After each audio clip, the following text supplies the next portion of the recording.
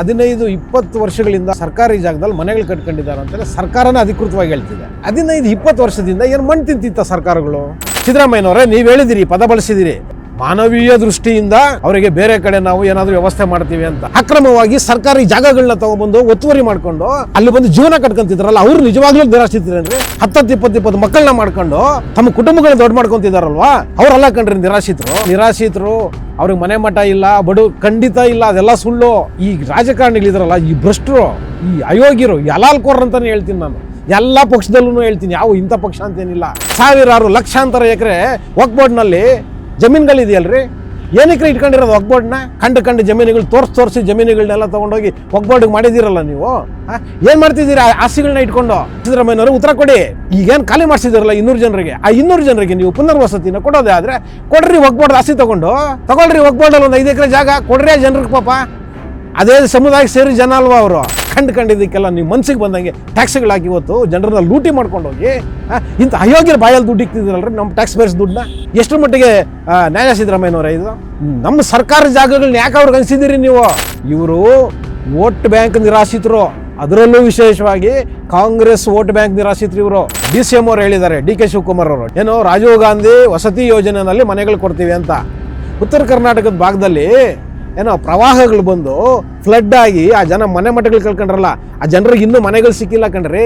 ಅದೇ ತಗಡು ಶೆಡ್ಗಳು ಹಾಕೊಂಡು ಗಂಜಿ ಕೇಂದ್ರಗಳೆಲ್ಲ ಜನ ಜೀವನ ಮಾಡ್ತಿದಾರ್ರಿ. ಯಾಕೆ ಅವ್ರು ಕಣ್ಣು ಕಾಣ್ಲಿಲ್ವ ನಿಮ್ಗೆ? ನಿಜವಾಗ್ಲೂ ಅಲ್ಲಿ ಕೂತಿದಾರಲ್ಲ ರೈತಾಪಿ ಜನ, ಅವ್ರಿಗೆ ಕಂಡ್ರಿ ನಿಜವಾಗ್ಲೂ ಮನೆಗಳು ಕಟ್ಕೊಡ್ಬೇಕಾಗಿರೋದು ನೀವು. ಸುರ್ಜೇವಾಲಾ ಅವರೇ, ವೇಣುಗೋಪಾಲ್ ಅವರೇ, ದೊಡ್ಡದಾಗ ಪತ್ರ ಬರ್ದಿದ್ದೀರಂತೆ ಅವ್ರಿಗೆ ವ್ಯವಸ್ಥೆ ಮಾಡ್ಕೊಡಿ ಅಂತ. ಯಾಕೆ ಕಾಶ್ಮೀರದಲ್ಲಿರೋ ದಲಿತರು ನಿಮ್ ಕಣ್ಣು ಕಾಣ್ತಿಲ್ವಾ? ಇನ್ನೂ ಆ ಗುಡ್ಡುಗಾಡುಗಳಲ್ಲೇ ಕಣವೆಗಳಲ್ಲಿ ನೀವು ಹಾಕೊಟ್ರ ತಗಡು ಶೀಟ್ನ ಕೆಳಗಡೆನೇ ಇದ್ದಾರೆ ಕಣ್ರಿ. ರಾಜಕೀಯ ಓಲೈಕೆ, ಮುಸಲ್ಮಾನರ ಓಲೈಕೆ ಅಲ್ವಾ?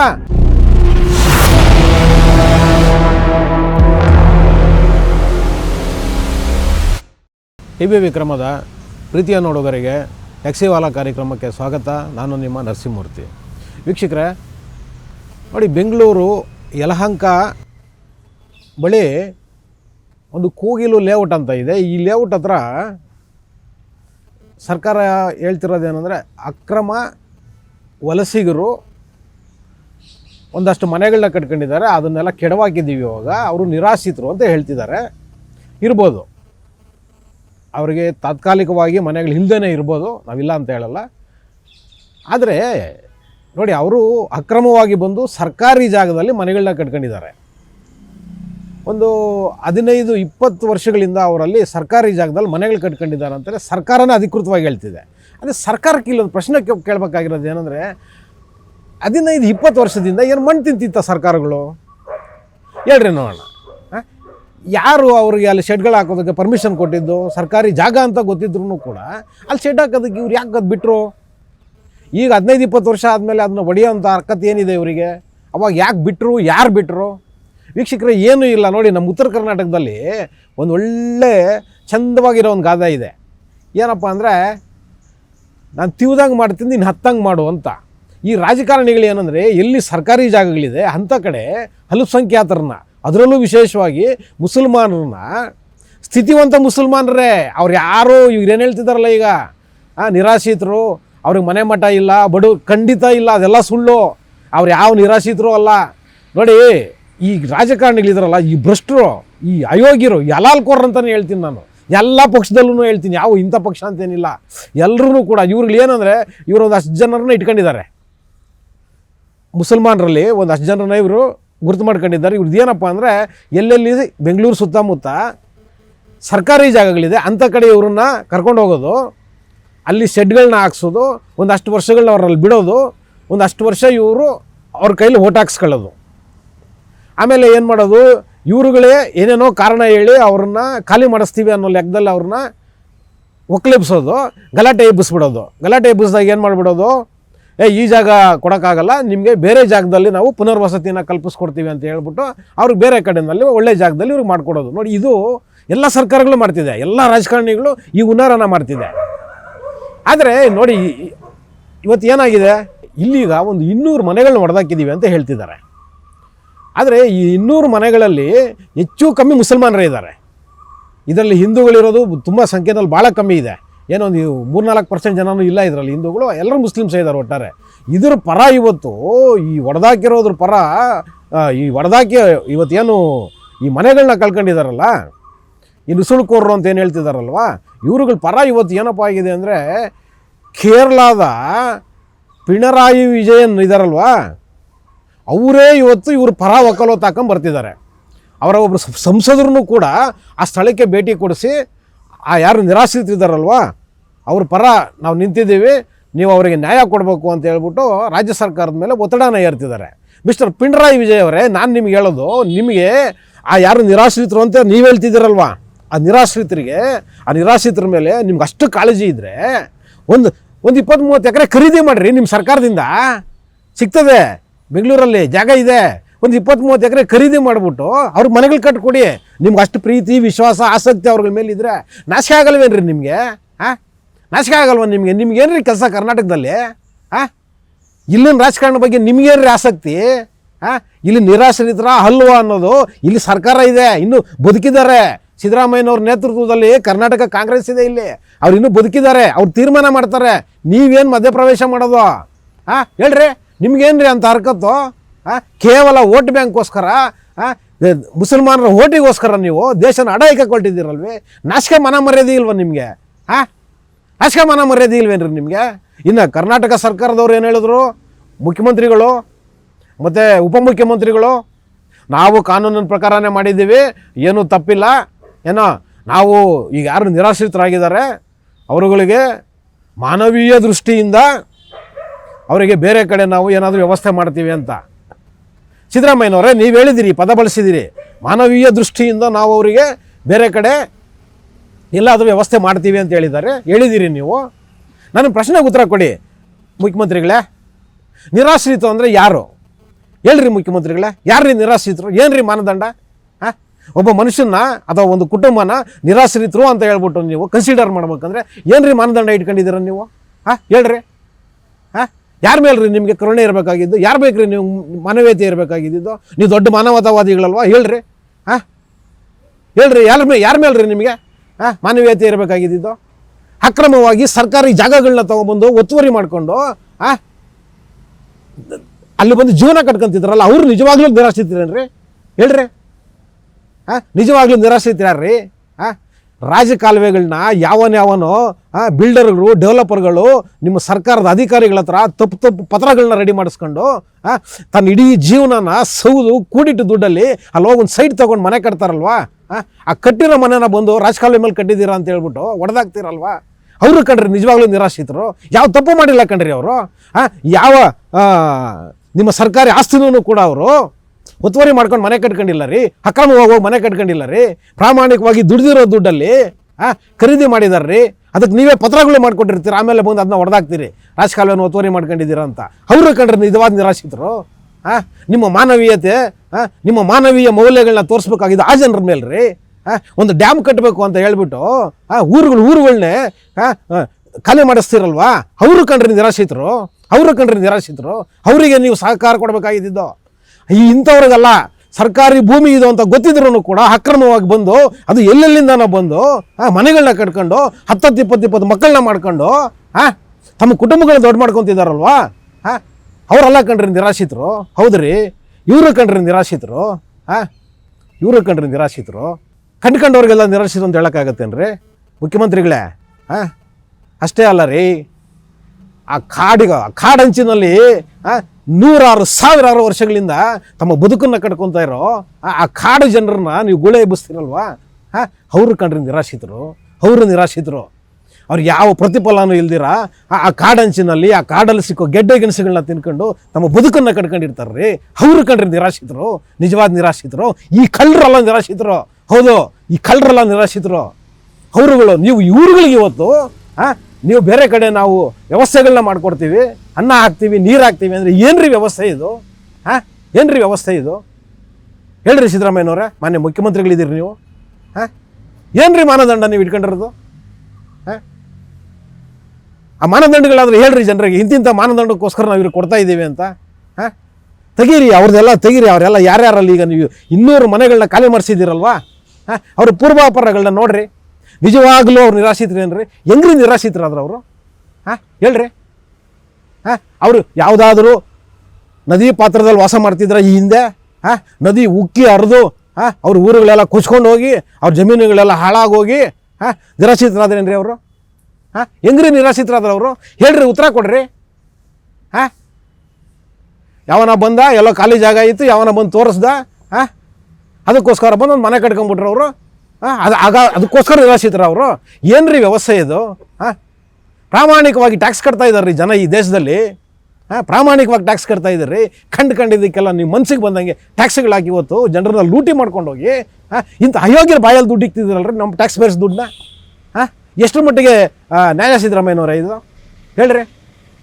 ನೀವು ಹೇಳ್ತಿದ್ದೀರಿ ಈಗ ಅಲ್ಲಿ ತುಂಬ ಮುಸಲ್ಮಾನರೇ ಇರೋದು, ನಾವು ಅವರಿಗೆ ಬೇರೆ ಅಲಾಟ್ಮೆಂಟ್ ಮಾಡ್ತೀವಿ. ಯಾಕೆ ಸಿದ್ದರಾಮಯ್ಯನವರೇ?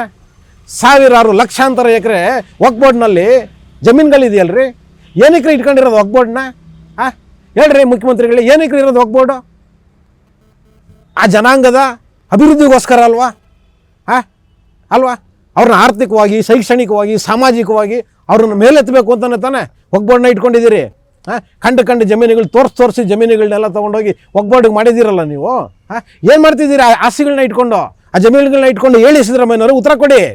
ನೀವು ನಿಜವಾಗ್ಲೂ ನೀವು ಈಗೇನು ಖಾಲಿ ಮಾಡಿಸಿದಿರಲ್ಲ 200 ಜನರಿಗೆ, ಆ 200 ಜನರಿಗೆ ನೀವು ಪುನರ್ವಸತಿನ ಕೊಡೋದೇ ಆದರೆ ಕೊಡ್ರಿ. ವಕ್ಫ್ ಬೋರ್ಡ್ ಆಸ್ತಿ ತೊಗೊಂಡು ಇಸ್ಕೊಳ್ರಿ, ಒಂದು 5 ಎಕರೆ 10 ಎಕರೆ ಕಟ್ಕೊಡಿ. ಏನು ವಕ್ಫ್ ಬೋರ್ಡಲ್ಲಿ ದುಡ್ಡಿಲ್ವೇನ್ರಿ ಸಿದ್ದರಾಮಯ್ಯನವರೇ? ಯಾಕ್ರಿ ಸರ್ಕಾರಿ ಜಾಗ ಕೊಡಬೇಕು?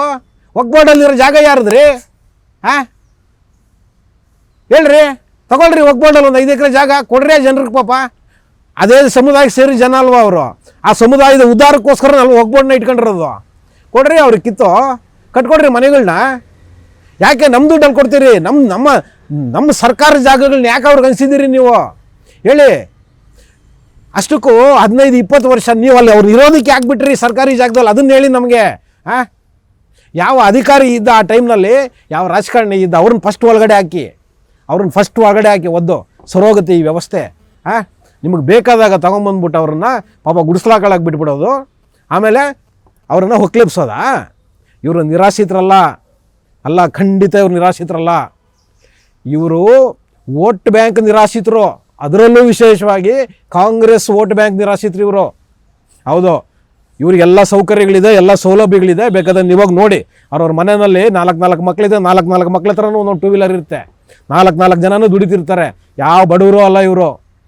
ಕೇವಲ ಸರ್ಕಾರ, ಅದರಲ್ಲೂ ಕಾಂಗ್ರೆಸ್ಸು ವಿಶೇಷವಾಗಿ ನಾನು ಹೇಳ್ತೀನಿ, ಕಾಂಗ್ರೆಸ್ಸು ಬೇಕಂತಲೇ ಒಂದು 10 ಜನ ಮುಸಲ್ಮಾನರನ್ನ ಕಂಡಲ್ಲಿ ಸರ್ಕಾರಿ ಜಾಗಗಳಲ್ಲಿ ತಂದು ಕೂರಿಸಿ ತನ್ನ ವೋಟ್ ಬ್ಯಾಂಕನ್ನು ಒಂದೊಂದು ವಿಧಾನಸಭಾ ಕ್ಷೇತ್ರದಲ್ಲಿ ಅಥವಾ ಒಂದೊಂದು BBMP ಕ್ಷೇತ್ರದಲ್ಲಿ ತನ್ನ ವೋಟ್ ಬ್ಯಾಂಕನ್ನು ಜಾಸ್ತಿ ಮಾಡ್ಕೊಳ್ಳೋದಕ್ಕೋಸ್ಕರ ಮಾಡ್ತಾ ಇರೋ ಕೆಲಸಗಳಿವು. ಇದು ಇವತ್ತಿನ ನಡೀತಿಲ್ಲ, ಇದು ತುಂಬ ವರ್ಷಗಳಿಂದನೇ ಚಾಲೂ ಮಾಡಿದ್ದಾರೆ ಇವರು. ಹೌದು, ಲೋಕಲಲ್ಲಿರೋ ಕಾರ್ಪೊರೇಟರ್ಗಳು ಎಲ್ಲ ಇದೇ ಮಾಡ್ತಿರೋದು ಇವರು. ಒಂದೊಂದು ಮುಸ್ಲಿಂ ಕಾಲೋನಿಗಳನ್ನ ರೆಡಿ ಮಾಡ್ಕೊಳ್ಳೋದು, ಅಲ್ಲೊಂದು BBMP, ಅಲ್ಲಿ ಅದಕ್ಕೊಂದು BBMP ಕ್ಷೇತ್ರ ಮಾಡೋದು, ಆ ಕ್ಷೇತ್ರನೇ ಇವ್ರು ಗೆದ್ಕೊಳ್ಳೋದು. ಇದೇ ಕೆಲಸನೇ ಮಾಡೋದು ಈ ಕಾಂಗ್ರೆಸ್ನವರು. ಅದಕ್ಕೆ ಇವ್ರು ಬಳಸ್ತಿರೋ ದುಡ್ಡು ಯಾರ್ದಪ್ಪ ಅಂದರೆ ನಮ್ಮದು. ಹೌದು, ನಮ್ಮದು ಟ್ಯಾಕ್ಸ್ ಪೇಯರ್ಸ್ ದುಡ್ಡನ್ನ ತೊಗೊಂಡಾಗ ಅವ್ರು ಬ್ಯಾಗ್ ಹಾಕೋದು ಇವರು. ಇದು ವೀಕ್ಷಕರೇ, ಈ ದೇಶದಲ್ಲಿ ಮತ್ತು ವಿಶೇಷವಾಗಿ ಕರ್ನಾಟಕದಲ್ಲಿ ನಡೀತಾ ಇರತಕ್ಕಂಥ ಬೆಳವಣಿಗೆಗಳು. ಸುಮ್ಮನೆ ಇವರು ಏನಿಲ್ಲ, ಇವ್ರು ಬೇಕಂತಲೇ ಅವ್ರನ್ನ ಒಕ್ಲಿಪ್ಸಿರೋದು, ಈಗ ಬೇಕಂತಲೇ ಅವ್ರನ್ನ ಖಾಲಿ ಮಾಡಿಸಿರೋದು. ಅವ್ರಿಗೊಂದು ಒಳ್ಳೆಯ ಜಾಗದಲ್ಲಿ ಪುಕ್ಕಟ್ಟೆ ಮನೆಗಳು ಕಟ್ಕೊಡ್ಬೇಕು ಈಗ ಇವರು. ಈಗ ಆಲ್ರೆಡಿ ಹೇಳಿದ್ದಾರೆ, ಏನು ರಾಜೀವ್ ಗಾಂಧಿ ವಸತಿ ಯೋಜನೆಯಲ್ಲಿ ಮನೆಗಳು ಕೊಡ್ತೀವಿ ಅಂತ. ಯಾರೋ ನಮ್ಮ DCM ಅವ್ರು ಹೇಳಿದ್ದಾರೆ, DK ಶಿವಕುಮಾರ್ ಅವರೇ, ಉತ್ತರ ಕರ್ನಾಟಕದ ಭಾಗದಲ್ಲಿ ಏನೋ ಪ್ರವಾಹಗಳು ಬಂದು ಫ್ಲಡ್ ಆಗಿ ಆ ಜನ ಮಠಗಳು ಕಳ್ಕೊಂಡ್ರಲ್ಲ, ಆ ಜನರಿಗೆ ಇನ್ನೂ ಮನೆಗಳು ಸಿಕ್ಕಿಲ್ಲ ಕಣ್ರಿ. ಅದೇ ತಗಡು ಶೆಡ್ಗಳು ಹಾಕ್ಕೊಂಡು ನಿಮ್ಮ ಏನು ಗಂಜಿ ಕೇಂದ್ರಗಳೆಲ್ಲ ಜನ ಜೀವನ ಮಾಡ್ತಿದಾರ್ರಿ. ಯಾಕೆ ಅವ್ರು ಕಣ್ಣು ಕಾಣಲಿಲ್ವ ನಿಮಗೆ? ಹೇಳ್ರಿ. DK ಶಿವಕುಮಾರ್ ಅವರೇ, ನಿಜವಾಗ್ಲೂ ಅವ್ರು ನಿರಾಶ್ರಿತರು ಅವರು ಕಣ್ರಿ. ಯಾಕೆಂದರೆ ಫ್ಲಡ್ ಬಂದಿದೆ, ಪ್ರವಾಹ ಆಗಿದೆ, ಮನೆಗಳೆಲ್ಲ ಕೊಚ್ಕೊಂಡು ಹೋಗಿದ್ದಾವೆ. ಅವ್ರ ಮನೆಯಲ್ಲಿ ತಿನ್ನೋಕೆ ಇಟ್ಕೊಂಡಿದ್ದು ದವಸ ಧಾನ್ಯಗಳು ಕೂಡ ನೀರಲ್ಲಿ ಕೊಚ್ಕೊಂಡು ಹೋಗಿದೆ. ಅವರು ಕಣ್ರಿ ನಿರಾಶ್ರಿತರು. ಏನಕ್ಕೆ ಅಂದರೆ ಬದುಕೋದಕ್ಕೆ ಆಧಾರ ಇಲ್ಲ. ಭೂಮಿನ ಕಳ್ಕೊಂಡಿದ್ದಾರೆ, ನದಿ ಪಾತ್ರದ ಜನ ಅವರುಗಳು ಭೂಮಿನ ಕಳ್ಕೊಂಡಿದ್ದಾರೆ, ಇದ್ದ ಮನೆಗಳೆಲ್ಲ ಕೊಚ್ಕೊಂಡು ಹೋಗಿದ್ದಾವೆ. ಅವ್ರಿಗೆ ವ್ಯವಸ್ಥೆ ಮಾಡಬೇಕಾಗಿದ್ದು ಅಕ್ರಮವಾಗಿ ಸರ್ಕಾರಿ ಜಾಗದಲ್ಲಿ ಒಂದು ರೂಪಾಯಿನೂ ಕೂಡ ಖರ್ಚಿಲ್ದಿರ ಒಂದು ಗುಡಿಸ್ಲಾಕೊಂಡಿಲ್ಲ ಮನೆಗಳು ಕಟ್ಕೊಂಡು ಮಜಾ ಮಾಡ್ತಿದ್ದಾರಲ್ಲ ಅವರೆಲ್ಲ ಕಂಡ್ರಿ ನಿರಾಶ್ರಿತರು. ಅವರೆಲ್ಲ ನಿರಾಶ್ರಿತರು. ಅವ್ರಿಗೆಲ್ಲ ನೀವು ಮನೆಗಳು ಕಟ್ಕೊಡ್ಬೇಕಾಗಿರೋದು. ಅವ್ರಿಗೆಲ್ಲ ನೀವು ಮನೆಗಳು ಕಟ್ಕೊಡ್ಬೇಕಾಗಿರೋದು. ನಿಜವಾಗ್ಲೂ ಅಲ್ಲಿ ಕೂತಿದಾರಲ್ಲ ರೈತಾಪಿ ಜನ, ವಿಪರೀತ ಮಳೆ ಆಗಿ ಫ್ಲಡ್ ಆಗಿ ಮನೆಗಳು ಕೊಚ್ಕೊಂಡೋಗಿ ನೀವು ಕಟ್ಕೊಡ್ರೋ ತಗಡು ಸೀಟುಗಳಲ್ಲಿ ಬದುಕ್ತಿದಾರಲ್ಲ ಅವ್ರಿಗೆ ಕಂಡ್ರಿ ನಿಜವಾಗ್ಲೂ ಮನೆಗಳು ಕಟ್ಕೊಡ್ಬೇಕಾಗಿರೋದು ನೀವು. ಹೌದು, ಅವ್ರು ಮನೆಗಳು ಕಟ್ಕೊಡ್ಬೇಕಾಗಿದ್ದು. ಮುಖ್ಯಮಂತ್ರಿಗಳೇ, ನೀವು ಭಾಳ ಚೆನ್ನಾಗಿ ಹೇಳಿದ್ರಿ ಮೊನ್ನೆ, ಏನೋ ಮಾನವೀಯ ದೃಷ್ಟಿಯಿಂದ ನಾವು ಅವ್ರಿಗೆ ವ್ಯವಸ್ಥೆಗಳನ್ನ ಮಾಡ್ತೀವಿ ಅಂತ. 1990ರಲ್ಲಿ ಕಾಶ್ಮೀರದಿಂದ ಲಕ್ಷಾಂತರ ಜನ ಪಂಡಿತರನ್ನ ಅವ್ರು ಯಾವ ಪರಿಸ್ಥಿತಿನಲ್ಲಿದ್ದಾರೆ ಅದೇ ಪರಿಸ್ಥಿತಿನಲ್ಲಿ ಮನೆ ಬಿಟ್ಟು ಓಡಿಸಿದ್ರಲ್ಲ. ಸಿದ್ದರಾಮಯ್ಯನವರೇ ಮನೆ ಬಿಟ್ಟು ಓಡಿಸಿದ್ರಲ್ಲ. ಅವತ್ತು ದೇಶದ ಮೂಲೆಗೆ ಆ ಜನ ಬಂದ್ರಲ್ಲ. ಅಷ್ಟೇ ಯಾಕೆ, ಇವತ್ತು ಕೂಡ ಕಾಶ್ಮೀರದಲ್ಲಿ ಉಳ್ಕೊಂಡಿದ್ದಾರಲ್ಲ. ಇನ್ನೂ ಕೂಡ ಆ ಪಂಡಿತರೇ ಅಲ್ಲ, ಅಲ್ಲಿರೋ ದಲಿತರು ಕೂಡ ಇವತ್ತು ಕೂಡ ಆ 90, 91, 92, 93ರಲ್ಲಿ ನೀವು ಹೊಡ್ಕೊಟ್ರಲ್ಲ ತಗಡು ಸೀಟುಗಳು, ಆ ತಗಡು ಸೀಟುಗಳಲ್ಲಿ ಇವತ್ತು ಬದುಕ್ತಿದ್ದಾರೆ ಅವರು. ಯಾಕೆ? ನಿಮ್ಮ ಮಾನವೀಯತೆ ಅಲ್ಲಿ ಮೆರೆಯೋಕ್ಕಾಗಲಿಲ್ವಾ? ಸಿದ್ದರಾಮಯ್ಯನವರೇ ಹೇಳಿ ನಿಮ್ಮ ಹೈಕಮಾಂಡ್ಗೆ, ಸುರ್ಜೇವಾಲಾ ಅವರೇ, ವೇಣುಗೋಪಾಲ್ ಅವರೇ, ದೊಡ್ಡದಾಗಿ ಪತ್ರ ಬರೆದಿದ್ದೀರಂತೆ ಕರ್ನಾಟಕ ಕಾಂಗ್ರೆಸ್ ಅವ್ರಿಗೆ ವ್ಯವಸ್ಥೆ ಮಾಡಿಕೊಡಿ ಅಂತ. ಯಾಕೆ? ಕಾಶ್ಮೀರದಲ್ಲಿರೋ ದಲಿತರು ನಿಮ್ಮ ಕಣ್ಣು ಕಾಣ್ತಿಲ್ವಾ? ಇನ್ನೂ ಆ ಗುಡ್ಡುಗಾಡುಗಳಲ್ಲೇ ಕಣವೆಗಳಲ್ಲಿ ನೀವು ಹಾಕ್ಕೊಟ್ರೆ ತಗಡು ಸೀಟ್ನ ಕೆಳಗಡೆನೇ ಇದ್ದಾರೆ ಕಣ್ರಿ. ಸುರ್ಜೇವಾಲಾ ಅವರೇ 35 ವರ್ಷ ಆದ್ರೂ ಆ ತಗಡು ಸೀಟ್ಗಳ ಕೆಳಗಡೆನೇ ಇದ್ದಾರೆ. ಯಾಕೆ ಅವ್ರಿಗೆ ಇನ್ನೂ ಪುನರ್ವಸತಿ ಕೊಡಲಿಲ್ಲ ನೀವು? ಹೇಳಿ. ರಾಜಕೀಯ ಓಲೈಕೆ, ಮುಸಲ್ಮಾನರ ಓಲೈಕೆ ಅಲ್ವಾ? ಯಾಕೆಂದರೆ ಆ ಕಾಶ್ಮೀರದಲ್ಲಿ ಆ ಕಣಿವೆಗಳಲ್ಲಿ ಇವತ್ತು ಆ ತಗಡು ಸೀಟ್ ಕೆಳಗಡೆ ಇರೋರು ನಿಮ್ಮ ವೋಟ್ ಬ್ಯಾಂಕ್ ಅಲ್ಲ, ನಿಮ್ಮ ವೋಟ್ ಬ್ಯಾಂಕ್ ಮುಸಲ್ಮಾನರಲ್ಲ ಅವರು. ಆ ಕಾರಣಕ್ಕೋಸ್ಕರ ಅವ್ರಿಗೆ ತಗಡು ಸೀಟ್ಗಳ ಕೆಳಗಡೆನೇ ಇದ್ದಾರೆ. ಆದರೆ ಇವರುಗಳಿಗೆ ಅಕ್ರಮವಾಗಿ ನುಸುಳ್ಕೊಂಡು ಬಂದು ಸರ್ಕಾರಿ ಜಾಗನ ಒಸ್ತುವರಿ ಮಾಡಿಕೊಂಡು ತಮ್ಮ ಅಧಿಕಾರನ ಚಲಾಯಿಸ್ತಾ ಇರೋರಿಗೆ ನಿಮಗೆ ಪುನರ್ವಸತಿ ಬೇಕಲ್ಲ? ಸುರ್ಜೇವಾಲಾ ಅವರೇ, ವೇಣುಗೋಪಾಲ್ ಅವರೇ ಬೇಕಲ್ಲ? ತನ್ನದೆಲ್ಲವನ್ನು ಕಳ್ಕೊಂಡು ಬೀದಿಗೆ ಬಂದ್ರಲ್ಲ. ಕಳ್ಕೊಂಡಿದ್ದು ಅಂದರೆ ಸುಮ್ಮನೆ ಅಲ್ಲ, ಕಸ್ಕೊಂಡು ಹೊರಗಡೆ ಹಾಕಿದ್ರಲ್ಲ ಊರಿಂದ. ಅವರಿಗೆ ಪುನರ್ವಸತಿ ಕಲ್ಪಿಸ್ಕೊಡ್ಬೇಕು ಅಂತ ನಿಮ್ಮ ತಲೆನಲ್ಲಿ ಬರಲಿಲ್ವಾ? ನಿಮ್ಮ ಕಾಂಗ್ರೆಸ್ ತಲೆನಲ್ಲಿ?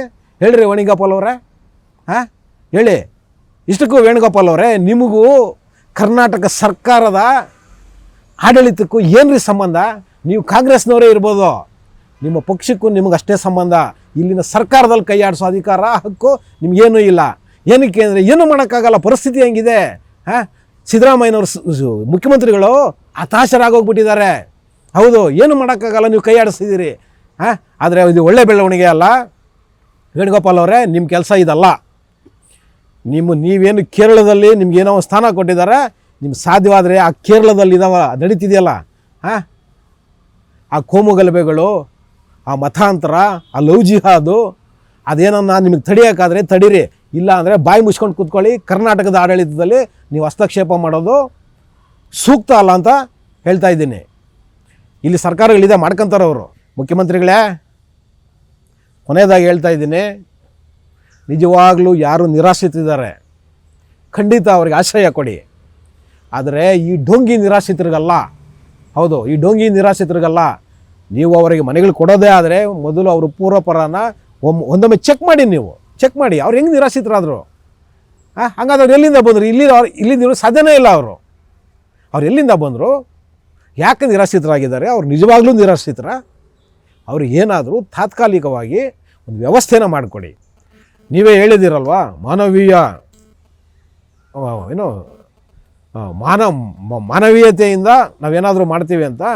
ಆ ಮಾನವೀಯತೆ ಬರೀ ಒಂದು ಕಡೆ ಮೆರೆದ್ರೆ ಆಗೋದಿಲ್ಲ ಸಿದ್ದರಾಮಯ್ಯನವರೇ. ನಾನು ಹಿಂದೆ ಹೇಳಿದ್ನಲ್ಲ, ಮಾನವೀಯತೆ ನೀವು ಎಲ್ಲೆಲ್ಲಿ ಮೆರಿಬೇಕಾಗಿತ್ತು, ಮೆರೆದಿಲ್ಲ.